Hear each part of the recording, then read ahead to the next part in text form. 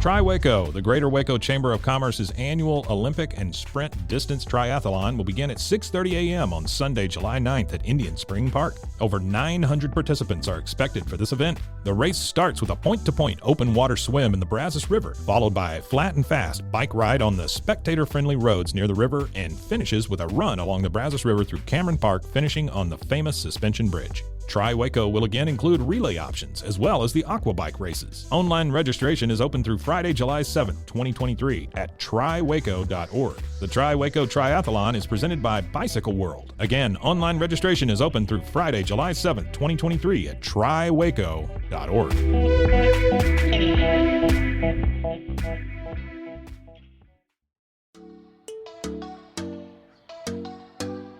Welcome to Purpose Driven Sobriety.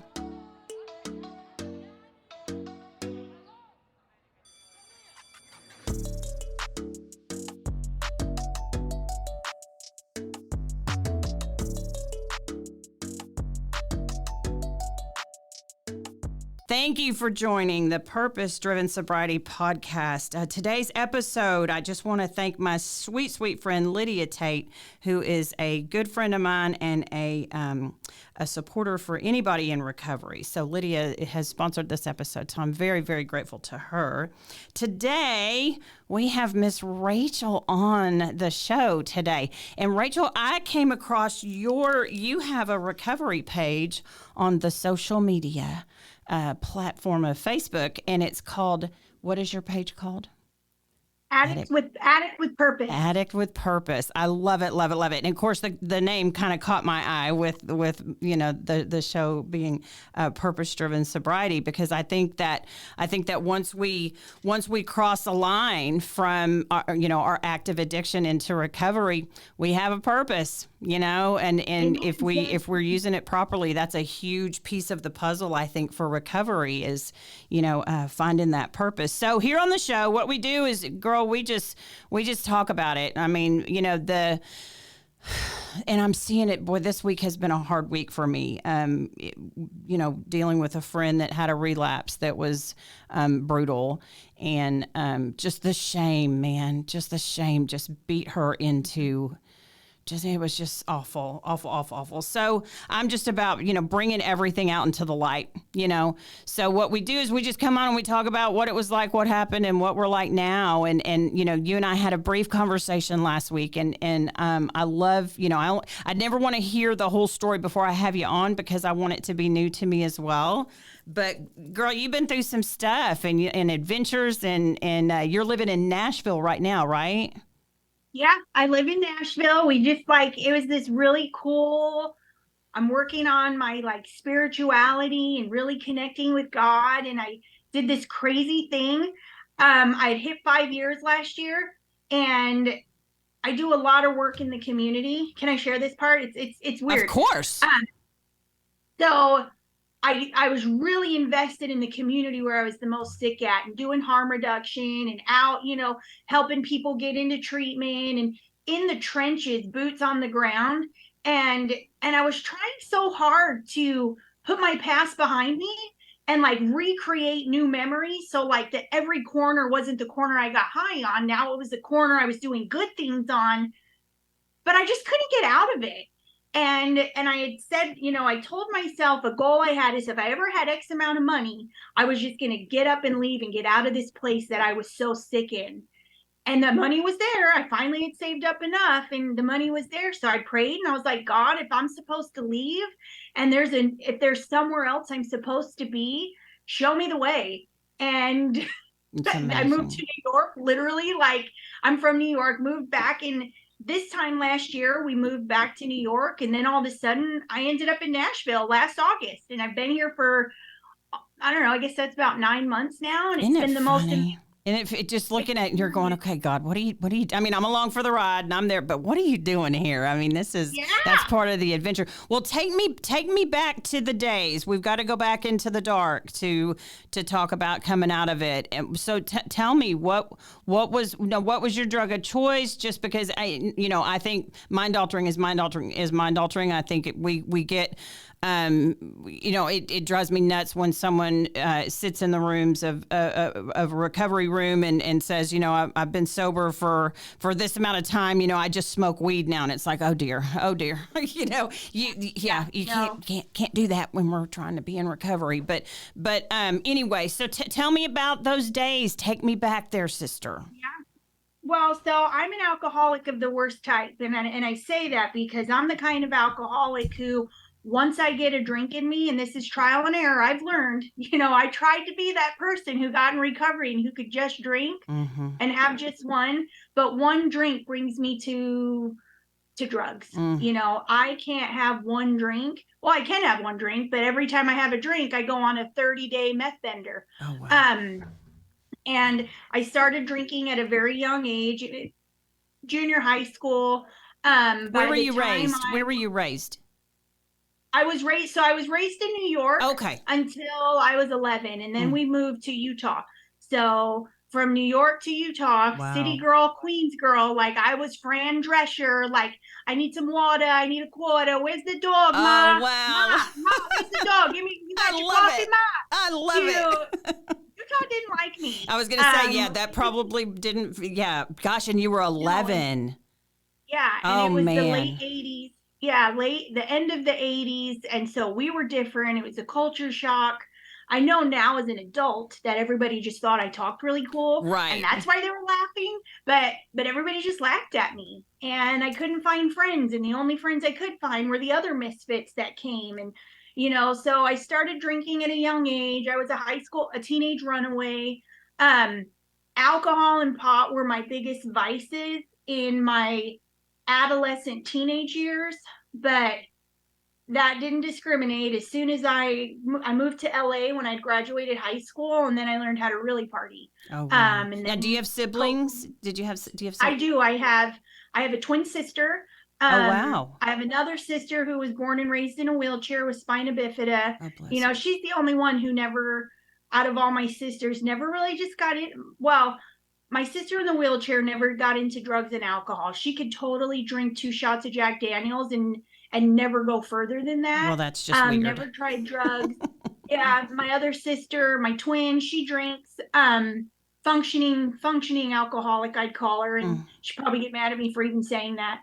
My dad, he just celebrated 32 years in recovery. Oh, congratulations to him. He's been a part of my whole life. Wow. Literally, like Camvention, all throughout my teenage years. Wow. My older sister, still battling. She's having a good year right now. She lives in Texas. I guess Fredericksburg, right in the middle. Oh, really? That's not too far. Wow. Yeah. Okay. So she's doing really good right now. I think she's got maybe a year and a half, but she had 8 years before, and she's been battling my whole entire life. So like the battle of addiction doesn't discriminate in my family, and I've been aware of it for a long time. Roots run deep, huh? Yeah, and it does. And so cocaine became the love of my life in my early 20s, and here again, why I'm the alcoholic of the worst kind, because I get a little drunk and then I get a drug, and it's like, oh yeah, I definitely want to do it. I'm drunk. My inhibitions are off.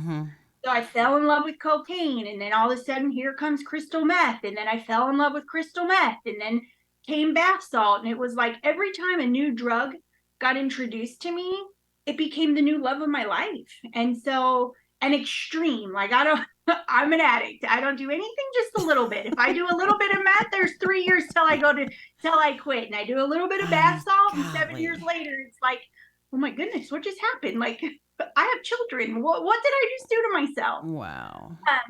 And alcohol has been the reason behind it every single time. Right. So I've tried, I have such a long story of homelessness and being in New York with a backpack and choosing cocaine over everything, to being in Utah with a backpack because meth and bath salt were, I don't want to say more important, but the obsession was just so strong that I chose drugs no matter what the situation was over my whole entire family every single time. It didn't matter, and it sucks for me because a relapse to me doesn't end, and I've had quite a few.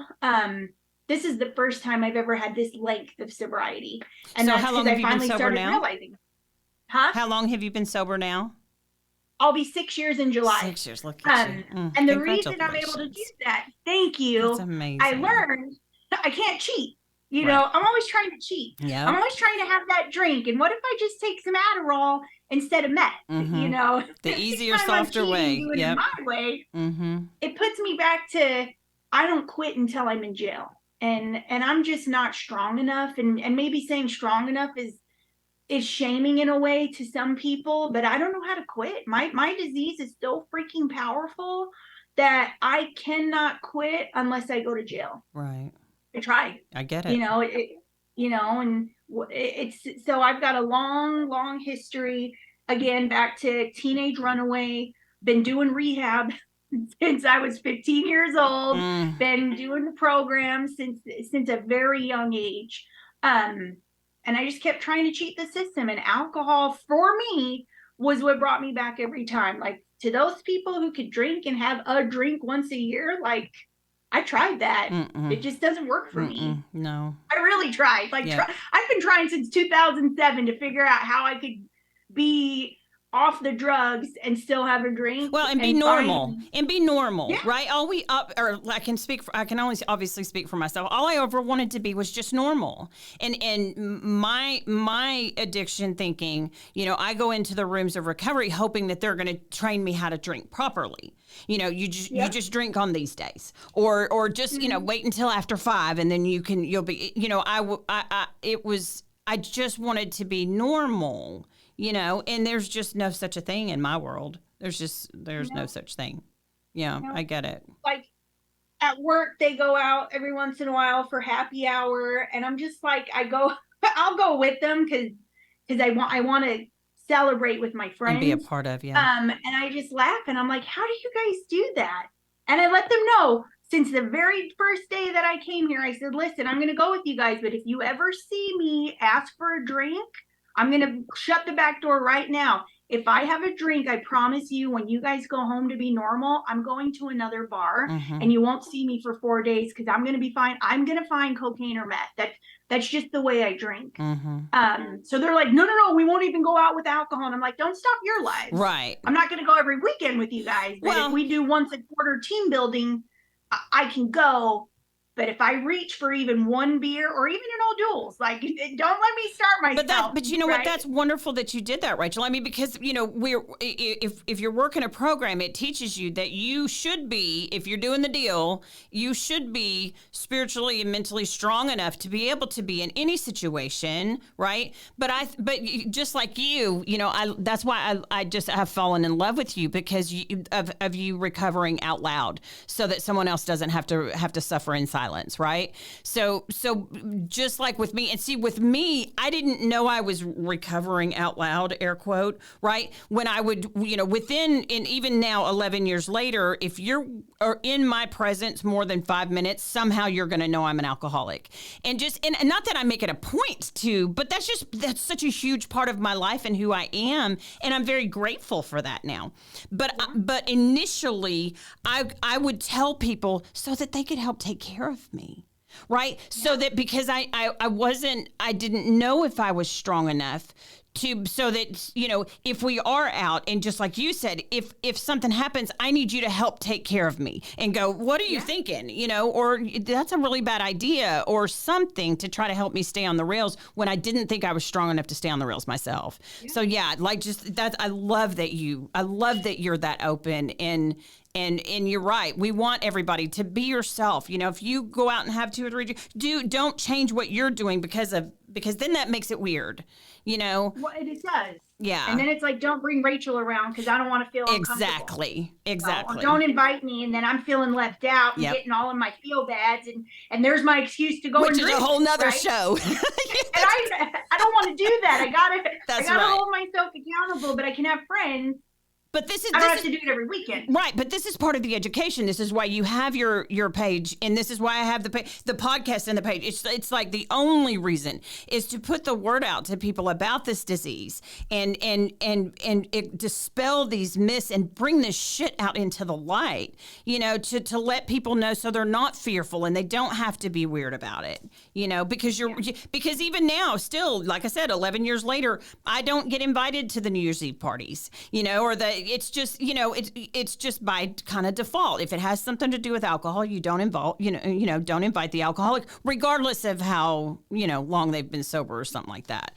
I don't know. So, like those types of events, there's nothing worse than a room full of drunks and being the only sober one. That's true too. It's like, I want to go home. Like, That's y'all true are driving too. me bananas. Right? That's true too. Like, you don't love me. Stop hugging me. That's right. and I love that. And I appreciate my friends for understanding that too, because that's cool. Mm-hmm. But I've learned, in order for me to get through the shame, I had to hold myself, I had to talk about it. Mm-hmm. And that's where the recovering out loud came from. So it was like, you know what? I was so sick for so long, I didn't know how to get help. And there was help. Mm-hmm. And I didn't know like it was that easy to get on some kind of insurance, that was affordable, or looking for free programs. And in the beginning, it was like, I'm not, those are all my dad's friends, and they're just going to go tell my dad. I mean, those are excuses, right? I could find any excuse not to. Oh, sure. Like, my excuses kept me sick for a very long time. Right. But because I was suffering in silence and pretending, I didn't know there was stuff out there. So now it's become really important to me to normalize recovery. Like, half the people in the room are smoking pot, but the other halves are in recovery. Like, right. you say it, and it's like, oh my gosh, you too? Right. Oh, now we can be friends. Isn't it amazing? Now you don't have to suffer in silence either. Like, right. Let's relate. Talk about it at lunchtime. Mm-hmm. Let's go do something. Mm-hmm. And not everybody wants their stuff to be out there. And I get it. Some people really work in corporate America, and that shame or stigma or keeping, I hope with like things like what you and I are doing, that one day it will be okay. Right. To say, look, to share your story publicly and not lose your job. Mm-hmm. But that's where normalizing recovery comes from, right. and recovering out loud to show you. I would look at you and never believe you had a problem. Mm-hmm. And to see where I was, like, this is what recovery looks like. Absolutely. Absolutely. Me and you. Absolutely. Yeah, we got to keep talking. Yeah. Okay, so I got you off on a tangent. So we were in LA, and Mm-hmm. Where did things start going really bad? Well, so I was like I thought I was recreationally using and functioning, going to work coming home at 4 a.m. and going to work at 5 a.m. Oh, wow. And yeah, and that wasn't normal, but I did function. But I think you could do that when you're 20. Right. Yeah. Do that. You can function a lot more than when you're 53. Yeah. But weekends became very hardcore into ecstasy, and that was my thing. And it went from, 1 pill to 10 pills. And then it was starting to call out sick and going and changing jobs. And, I was still semi-functioning when I lived in LA, and we had moved back to New York right after 9/11. We decided it was time to go be where our family was, because it was, my immediate family, most of us were in LA, but we wanted to be with our bigger family because right. that was really scary. Oh yeah, for sure. That whole thing. Mm-hmm. And so we went back there, and I was changing careers, and I met this guy who was, selling ecstasy pills. So it was perfect. And then I had all these great ideas. Like, why would I work when I could just sell drugs? That really awful, stupid thinking. I can make so much more money if I'm selling drugs, but then you can't use. But then I used them all with everybody else for free. And the cycle was just awful. And I met a guy, and I later married him, and he didn't understand the disease, and he still to this day doesn't, because he can go out to the bar and have one whiskey and not even finish it. And he could go and take, let's say, an ecstasy pill and cut it in 4 pieces and eat 1 piece and give the rest away. And I'm just like, who are you? why are you giving that away? Like, put it in here. And so that was a hard marriage. There was so much turmoil with that. And by the grace of God, we had gotten married in 2005. I tried to get better, but my addiction was really strong, and that caused to this day, like, would our relationship have worked had I not been an alcoholic and addict? I don't know. Yeah. But it destroyed everything. I got really lucky, and I don't know why I got so fortunate, but in 2006, I became pregnant, and I knew right then and there, it was like, you got to quit using. And I was hardcore into meth at this point. I mean, like, on cocaine, you hate hearing the birds sing. On meth, the birds sound so pretty when you're laying in bed trying to be asleep. It's like the weirdest thing. I mean, I'm out leaving the house at 4 a.m. to go pick up everybody on their way to work, because it was like, it was just wild. Yeah. But by the grace of God, I don't know what the right word is, but because I don't want to say intelligent, because it's not about intelligent, but I was able to quit cold turkey, and I didn't pick up a drug for 3 years. Really? And that was my recovery. Yeah, I got real lucky. I didn't know if I was having withdrawals or morning sickness. You feel like it was it was obviously the pregnancy, or at least it appeared. Pregnancy saved my life then. So it was for the love of the child that. Well, it was. Yeah, that at least sustained you for a minute. I know, but still, that's so powerful, though. I mean, and it was. Golly, yeah, man. And I had 2 kids back to back. So my kids were born literally back to back, 18 months apart, like April 8th, October 8th. Oh, wow. I was that mom who breastfed until the very last minute, because I knew as long as I was breastfeeding, I couldn't really drink, and I couldn't drink on weekends, but the baby was more important in the feeding. And that was my reason. 1, breastfeeding's good. 2, the longer the better, not till 5 years old, but I did the full, I don't even remember what it is now, but I had the other baby right back to back. I think 18 months or 2 years old is when you quit. And so for that 3-year period, I was able to abstain from drugs, and I think I smoked then. I don't even remember, it's so long ago now. But as they always say, when you're not doing it for yourself, as soon as that reason's over, guess what happens? Oh, wow. And here goes Rachel, back on. I got this really great idea. I'll just take Adderall. Well, Adderall, let me tell you what happened with me in Adderall after 2 months. I'm a very good manipulator. So I manipulated my doctor into really high doses multiple times a day that would last, in the beginning, it lasted, for like the month. But eventually, my really large doses 3 times a day were now gone in a week. And what happens, when your pills are gone? And right back onto the thing. And so from 2007, somebody said, and you probably will relate to this, someone called me yesterday and it was like, not everybody's like you. This gets me so irritated. Not everybody's like you that can do recovery so well and be abstinent and function. And I was like, let me rephrase you, because you don't know me. From 2007 until 2017, I tried to stay sober. I struggled just as much as you did. I was in and out of jail. I left my family. I chose the drugs over my kids. I wasn't abstinent and sober this long because I just woke up one day and said, oh, I'm going to quit using. It took me 10 years to finally get recovery right. And that's because I stopped trying to cheat and I worked a program. And finally, after like the 2,700th jail stay and being homeless, and, because I could get 3 months here or a week there or 9 months. Oh, a cardinal. I don't know if you can see it. Oh, look at that. Oh, for those of you listening, a beautiful cardinal just landed on our window. Yeah. Gorgeous. Get the window in here. But it was years of trying to do it my way, and it didn't work. So eventually it was like, okay, what am I doing wrong? And why is this always not working? And it was me. Well, and girl, you just don't listen to people like that. I mean, it's one of those things that when you, and I remember too. I mean, that is just a deflection onto you. The fact of the matter is, you're not on your page going, look at me, look what I did, look at me. You're on your page going, this is where I was, dude, and there is a solution. If you want to talk about it, let's talk about a solution. You're not I have not witnessed you in any way making recovery about you, because we know left to our own devices, we would be right back where we left off. But the fact of the matter is if you have not entered into recovery yet, that means you've not had enough.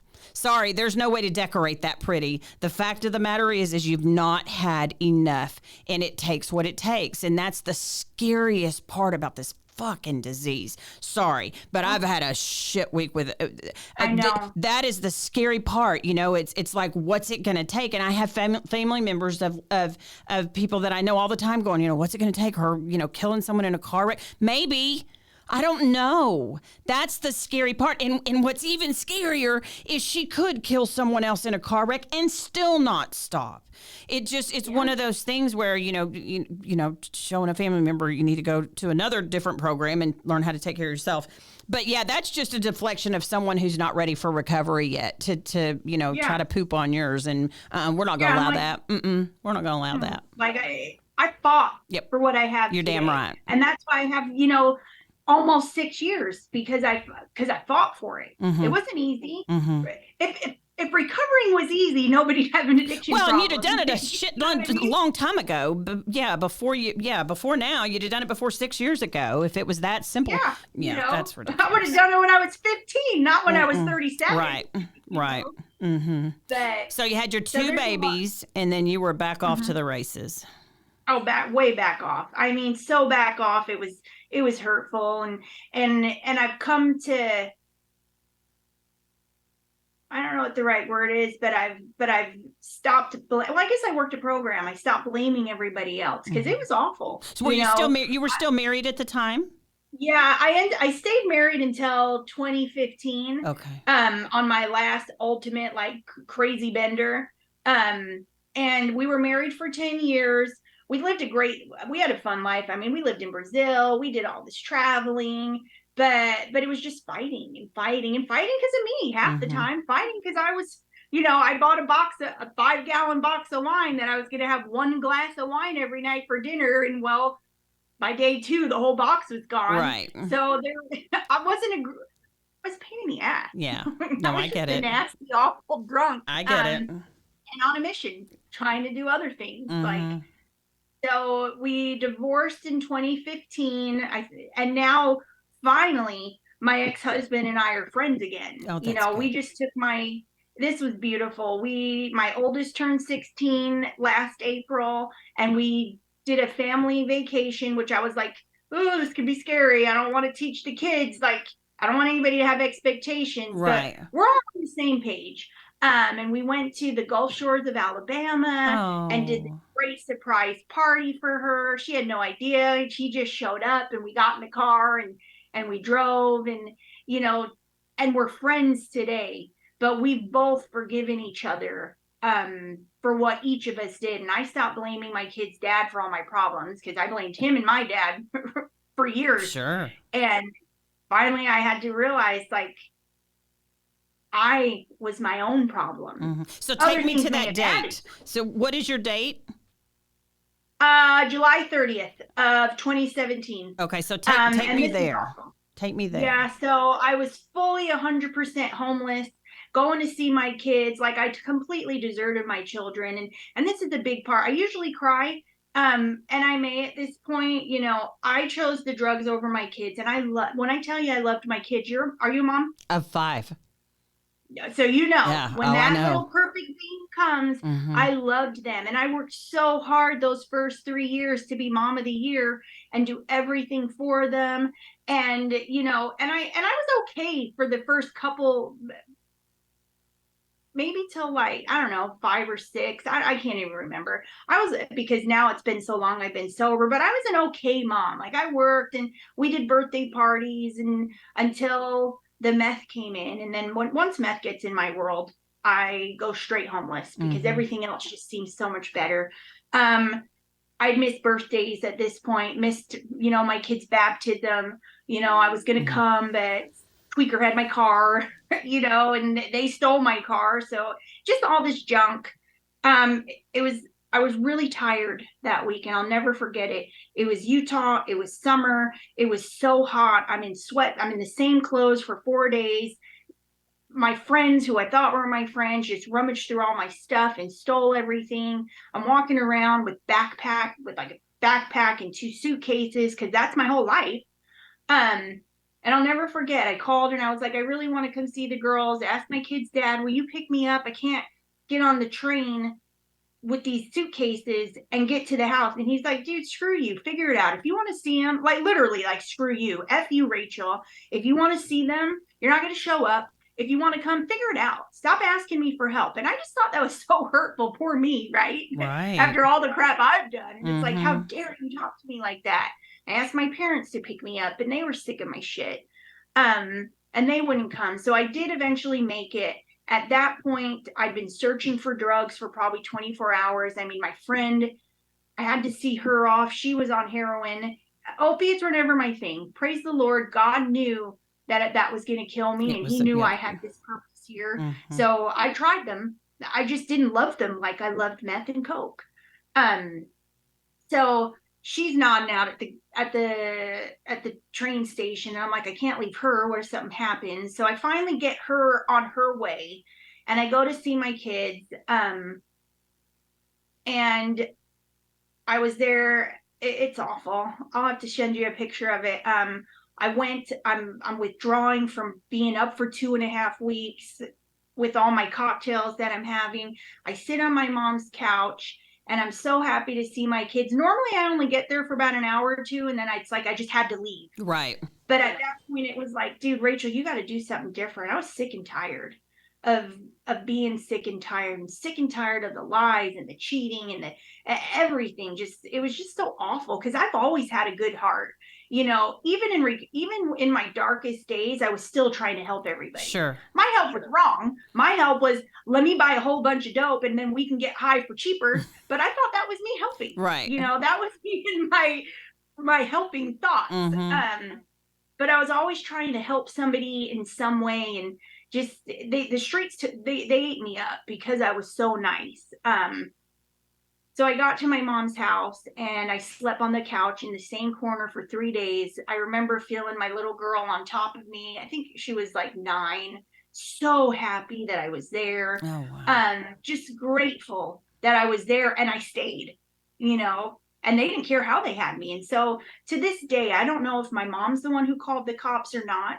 I remember getting to her house and saying, look, Mom, it's the weekend. Warrants, I got a bunch of warrants. If the cops come, and my mom's super Christian, right? Like, doesn't go to the jail, doesn't want the conflict, won't answer phone calls, like, doesn't lie, never heard a fly in her life, doesn't say curse words. I mean, church every Sunday, scripture study every day. And I'm bringing this chaos to her house all the time. Whether I'm coming in black and blue from a fight or whatever. I mean, just awful. So I tell her, if the cops come, don't answer. To me, that was logical. And she's just like, why would the cops be coming? What did you do now? Remind me to get back to Mother's Day too, because Mother's Day is very important to me now. Because I'm present for them. Oh, sure.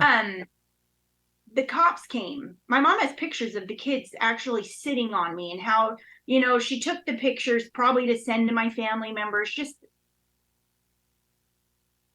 because it was so awful. It's so awful because that's who I was, right? My kids sitting on top of me to play with me while I'm passed out withdrawing for 3 days. That's the mom they knew. And that was the only mom they ever got. I didn't come for fun things. By the time I finally got there, it was me passed out on the couch and them sitting there hugging me lifeless.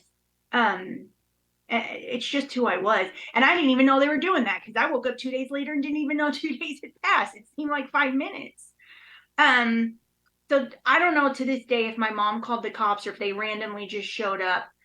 I'll never forget the hearing. I still have PTSD from hearing the doorbell, and it's a weird PTSD, but the doorbell still scares me. I'm still wondering if it's the police coming, and it's been 6 years. And I hear my youngest, oh God, just, yeah, Mommy, you want Mommy? Yes, Mommy's here. Oh. I'll go get her. And I was just like, oh my gosh, dude, who's here? I'm thinking it's the missionaries from church or something. Right. Just like, don't bring him in. And I open my eyes, and I could barely open my eyes, and I see it's 5 police officers coming in, and I'm just like, oh my God, dude, why? And it was a whole thing for my family. I mean, somehow my kid's dad, he always knew when to show up. Like, how did he know to show up when I'm getting arrested? So, like, I don't know. He had tabs on me because he was always there during I don't even know. Maybe my mom called. I don't even ask her because it just doesn't matter. It doesn't matter. Uh, You're right. this finally saved my life. For some reason, that day with the girl, and the cops were really cool. They didn't handcuff me in front of my kids. They took me around the corner. My kid's dad got the kids in the car. They drove off. And I knew right then, it was really funny because I told the cop, whatever. Now, I didn't have any intentions behind. I wanted him to send me to rehab, right? I'm like, listen, guy, what can we do? I'll do anything. And he's like, oh, honey, we don't do that. I don't do those kind of things. And I'm like, what are you talking about? Those kind of things? Like, what? I want to go to rehab. He's like, oh, I thought you meant something else. Oh my I think he gosh. thought I meant that I wanted to give him sexual favors or to not send me to jail. And thank God that's not a part of my story either. I got a whole lot of stories, but because of all the treatment and growing up in church, I was able to keep some morals. And trauma also. Like, I didn't really want anybody touching me. Like, if I have to touch you for drugs, like, let's just not do anything. Right. So what were they there? What were the cops there for? What was the charges? Warrant. They said it was a warrant. It was the warrant squad, and I had 3 open warrants for a lot of heavy stuff that some of them I should be in federal prison for. Wow.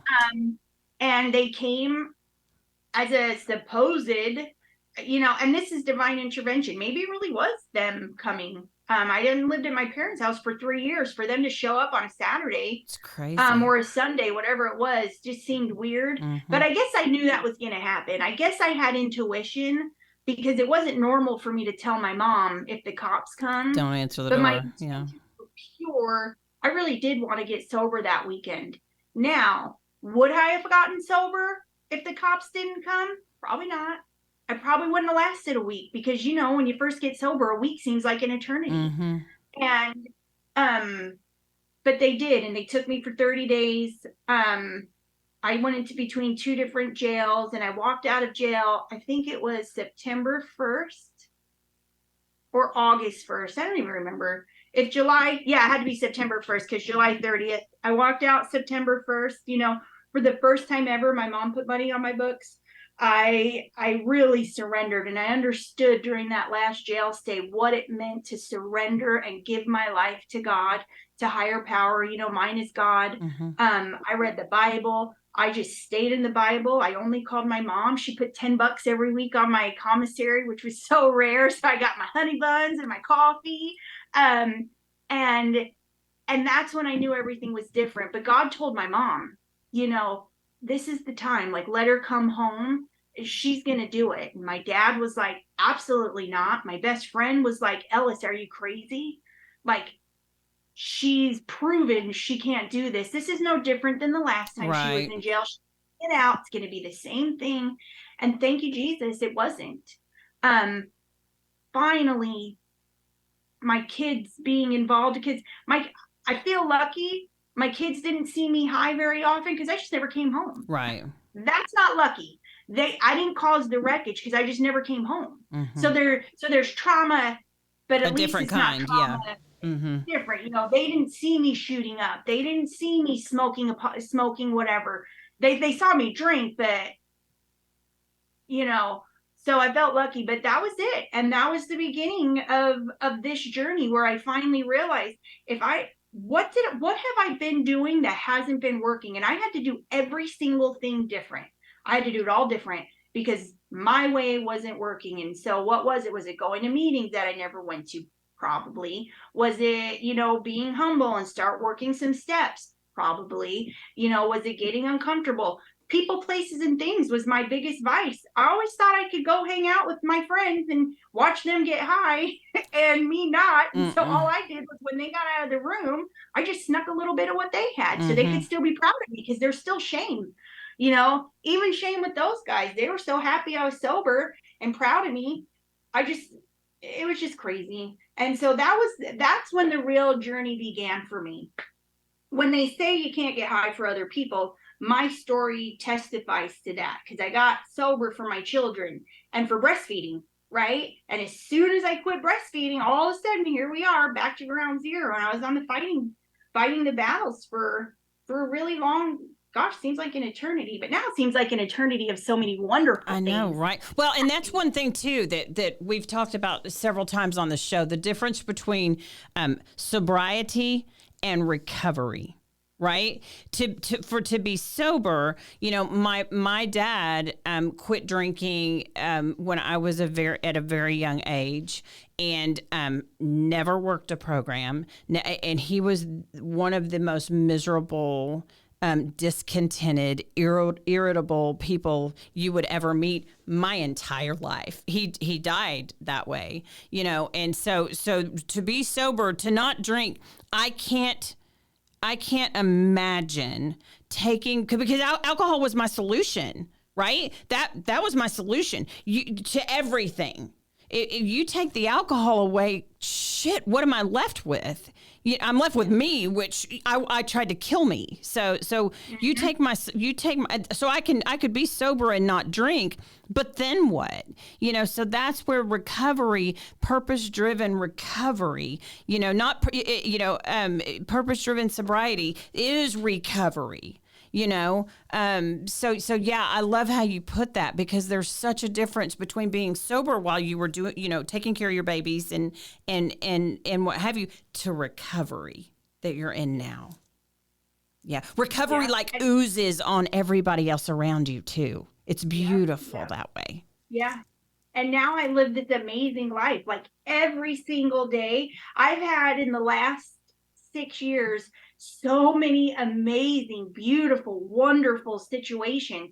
Like I barely graduated high school, and the only reason I'm a high school graduate is because I was in rehab and they had homeschool, or I never would have graduated, you know. And so during my recovery, I've done, like, here, let's talk like the real joys of recovery, because there's so many wonderful, like I smile, like I'm happy. I wake up every freaking morning and I love life. Like it's almost disgusting how happy I am.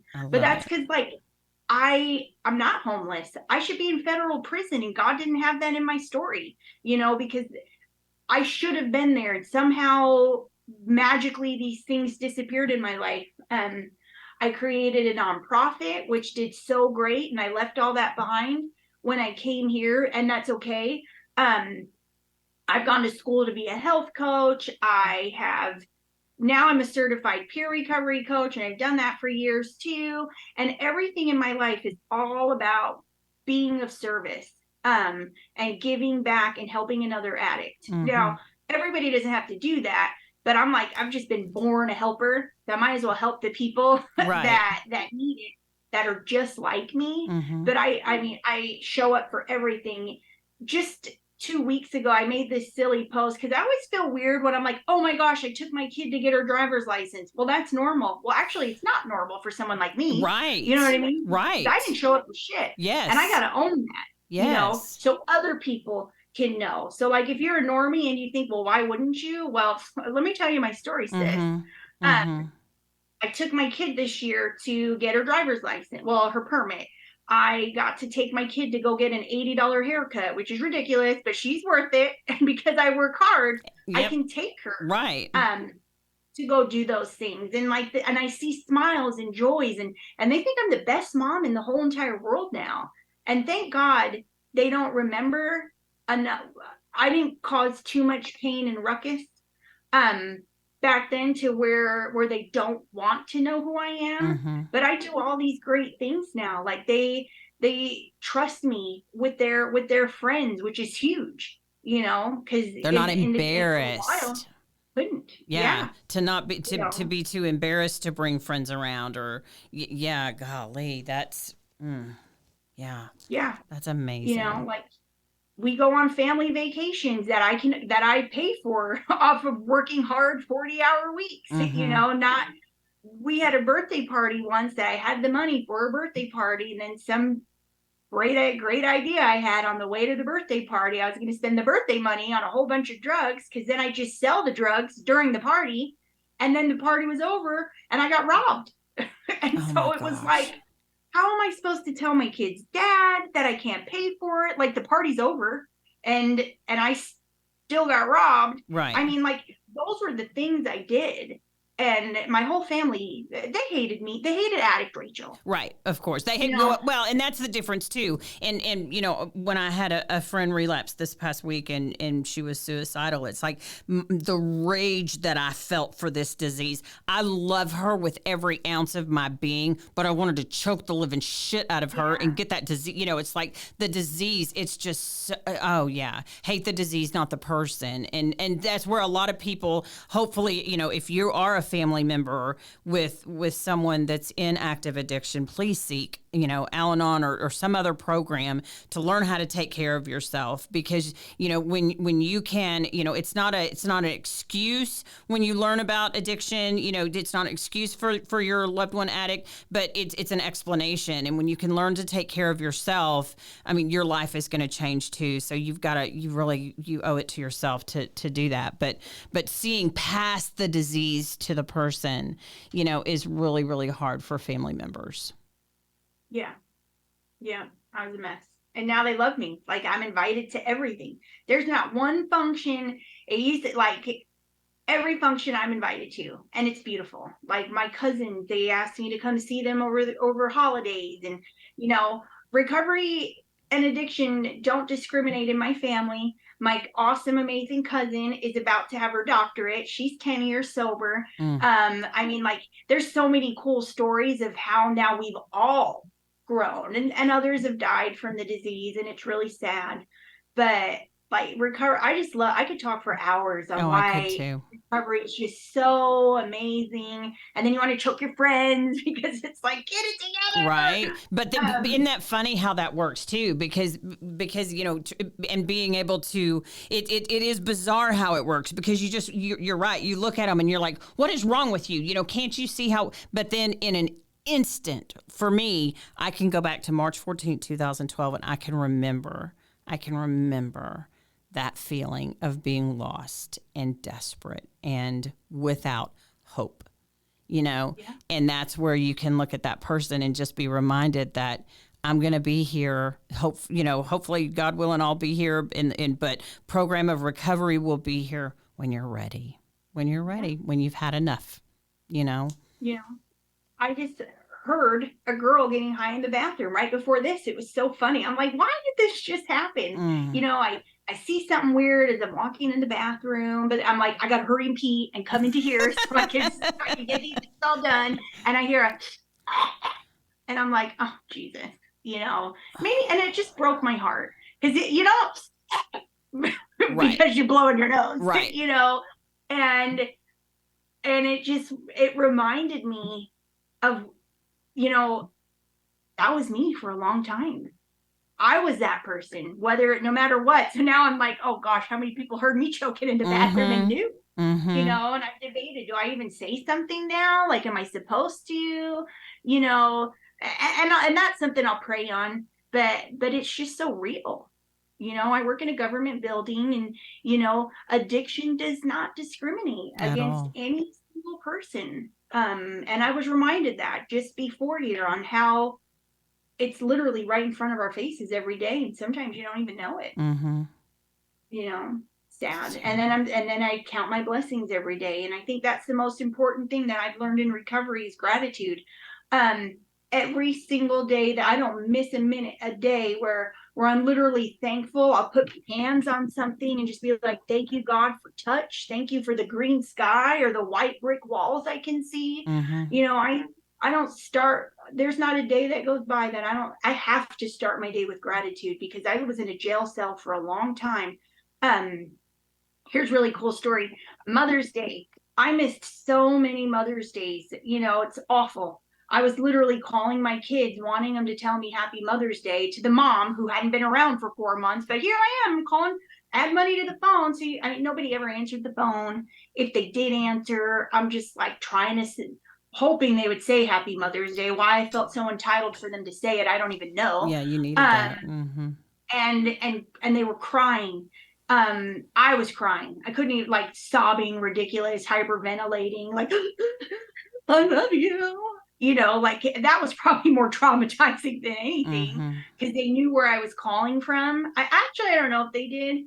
And now this is going to be my 6th Mother's Day in a row where I'm not calling them from a jail cell. Like that mom, because it was like 4 or 5 years in a row that for whatever reason, I always got arrested in May. I don't know why. And right before, within a week or two before Mother's Day. And I still don't understand why God was like, that was a part of the plan. But I felt that pain.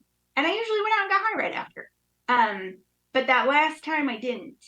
And I was in jail, 2017, that May, on some like 45 charges. Like it was just ridiculous. Oh, wow. And I'd gotten out and I thought I was going to be sober, and then it didn't work. And then here we are again back in July.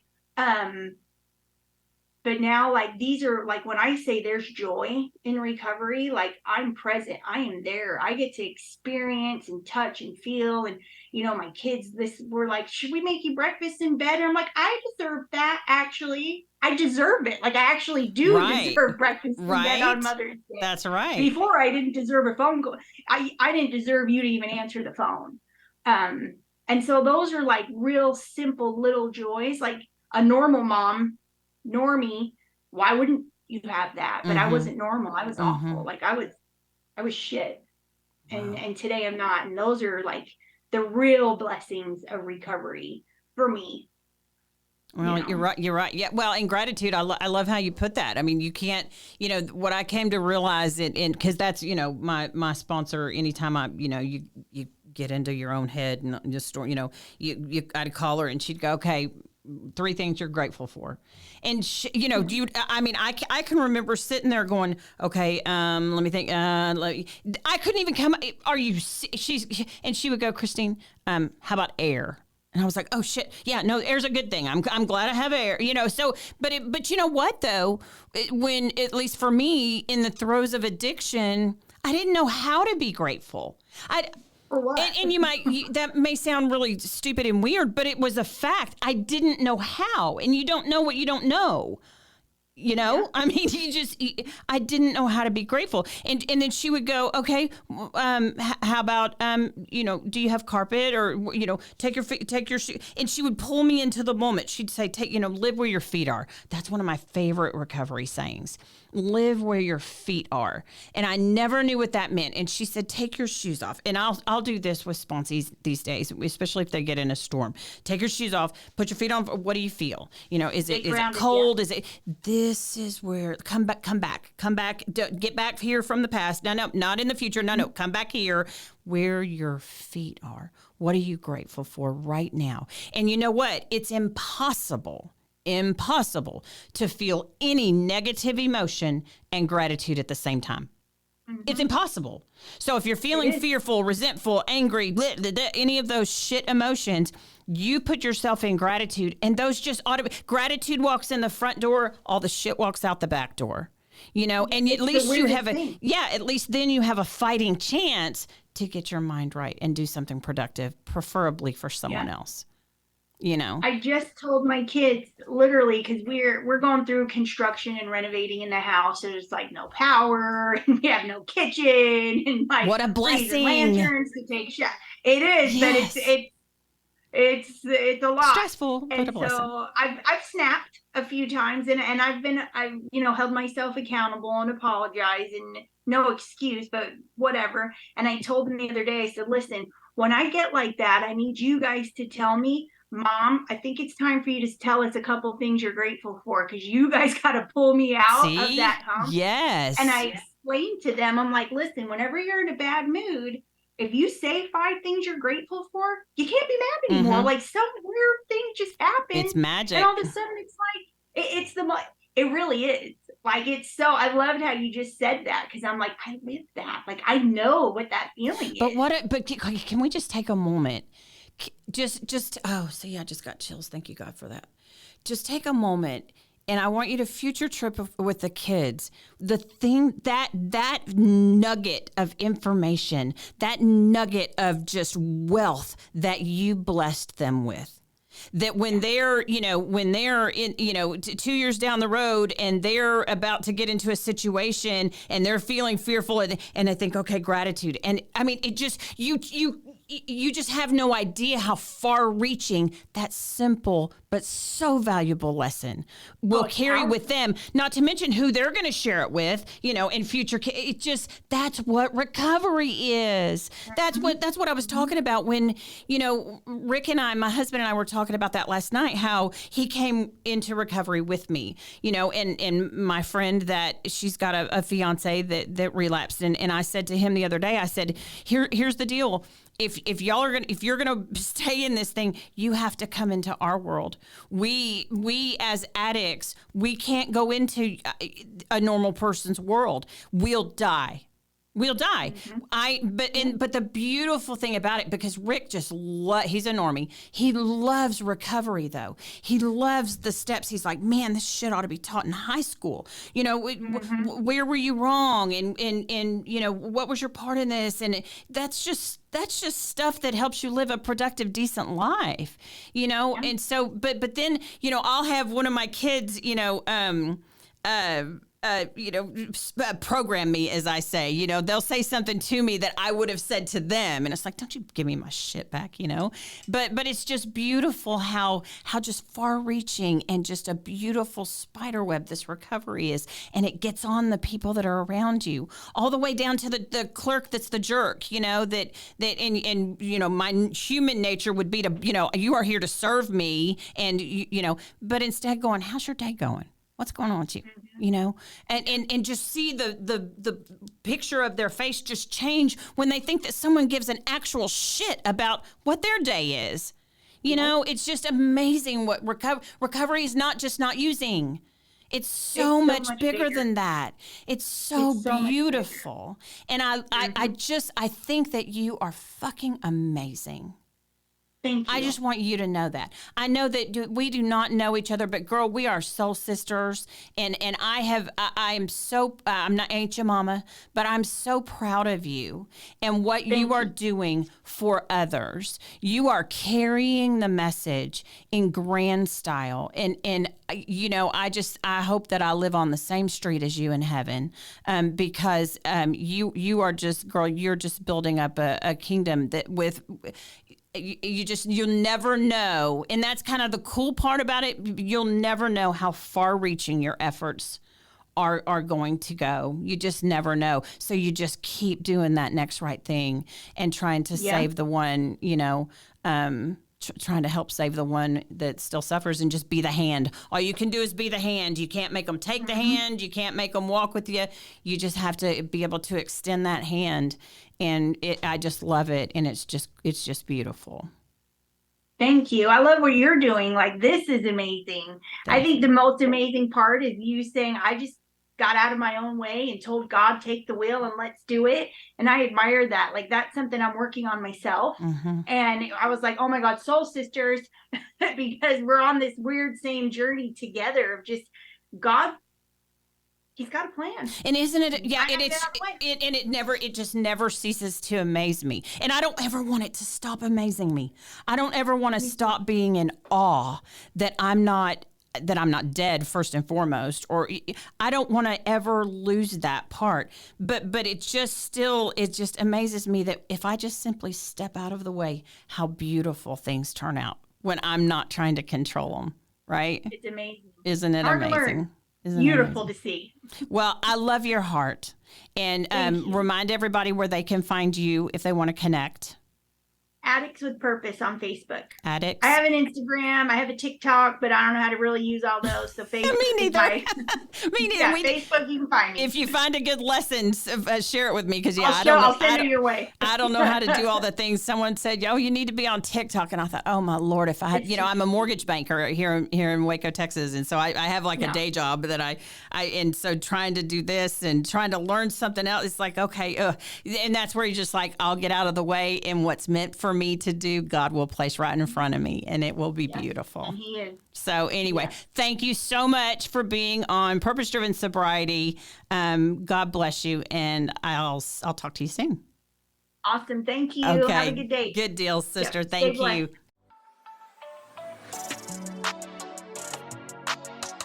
Thanks for listening to Purpose Driven Sobriety. Keep coming back.